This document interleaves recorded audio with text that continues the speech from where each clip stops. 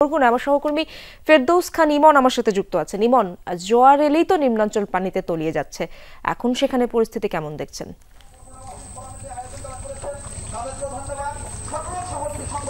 ইসরাত, আজকের কথা যদি বলি, আমরা গত রাত থেকে কিন্তু টানা বৃষ্টি সেটি দেখিনি, থেমে থেমে বৃষ্টি হয়েছে। এই মুহূর্তে কিন্তু বৃষ্টি নেই এবং জোয়ারের যে চাপ, গতকালকে আমরা যেভাবে জোয়ারের চাপ দেখেছি সেই পরিমাণ কিন্তু জোয়ারের চাপ আজকে দেখতে পাচ্ছি না। এছাড়া এই নিম্ন অঞ্চলের মানুষ যারা রয়েছেন তারা কিন্তু গত দুদিন ধরে কিন্তু তারা বলতে গেলে তাদের চুলোয় রান্না হয়নি, কারণ জোয়ারের পানিতে তারা প্লাবিত হয়েছে, তাদের চুলো চাটকি সবকিছু ভিজে গেছে এবং তারা কিন্তু একটি ক্ষোভের কথা জানিয়েছেন যে তাদেরকে এখন পর্যন্ত কোনো ধরনের শুকনো খাবার বা কোনো কিছুই প্রশাসনের পক্ষ থেকে দেয়া হয়নি।